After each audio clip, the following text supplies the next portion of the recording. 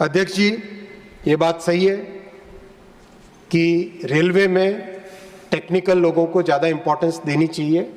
मान्यवर मनोज झा जी ने भी कहा, सौरभ जी ने भी कहा और मान्यवर कई सांसदों का इस तरह का मत था कि ज़रूर इसमें टेक्निकल लोगों को, क्योंकि बहुत ही टेक्निकल ऑर्गेनाइजेशन है।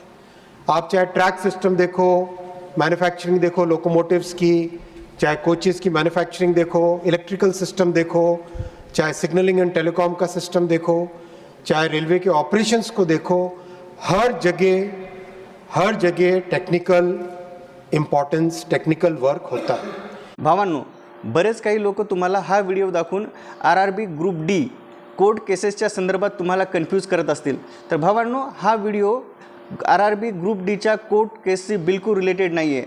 हा व्हिडिओ रेल्वे मिनिस्टरनी रेल्वे विधेयकाच्या संदर्भात विचारल्या गेलेल्या प्रश्नावर जी काही उत्तरं देण्यात येतात त्याचा हा व्हिडिओ आहे। त्याच्यामुळे तुम्ही याच्याबद्दल कन्फ्यूज होऊ नका आणि सगळ्यात महत्त्वाचं म्हणजे तुम्ही याच्यातून एक पॉझिटिव्ह गोष्ट घ्या। जसं रेल्वे मिनिस्टरने सांगितले की रेल्वेमध्ये आता टेक्नॉलॉजी आपण अपग्रेड करत आहोत आणि मॅक्झिमम टेक्नॉलॉजीचा यूज आपण इथे करत आहोत। याचा अर्थ असा आहे भावांनो, आता रिसेंटली जी काही टेक्निकल पदाची भरती झाली, अशीच एक मोठी भरती तुम्हाला लवकरच या वर्षाच्या शेवटी पाहायला मिळू शकते। त्यामुळे तुम्ही या व्हिडिओपासून चिंतित होऊ नका। आणि एक सर्वात महत्त्वाची गोष्ट, आतली गोष्ट अशी सांगायची झाली की आरआरबी ग्रुप डी या भरती प्रक्रियेतून जे काही पदं भरली जातात त्यांचा टेक्नॉलॉजीशी काही संबंध नाही आहे। जी काही पदं भरली जातात ती मराठी भाषेत सरळ सांगायचं झालं तर एक शिपायाच्या लेवलची पदं आहेत आणि या पदासाठी कुठलीही टेक्निकल जे काही शैक्षणिक अर्हता आहे यांना वेगळं राखीव पद देण्याचं काही गरज नाही आहे।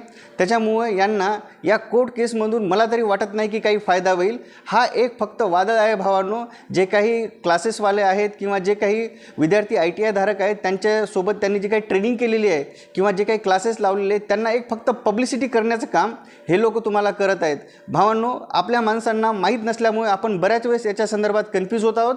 तर तुम्ही बिलकुल कन्फ्यूज होऊ नका आणि चांगला अभ्यास करत राहा आणि लवकरात लवकर याची परीक्षेची जी काही अपडेट येईल किंवा जे काही कोर्ट केसची अपडेट आहे मी तुम्हाला नक्की कळवीन। जर तुम्ही माझ्या चॅनलला आतापर्यंत सबस्क्राईब केलं नसेल तर सबस्क्राईब करा आणि मॅक्झिमम महाराष्ट्रीयन माणसांनी रेल्वेमध्ये येण्याचा प्रयत्न करा। मला जर काही अडचणी येत असतील तर तुम्ही मला कमेंट बॉक्समध्ये लिहायला विसरू नका। जय हिंद, जय महाराष्ट्र।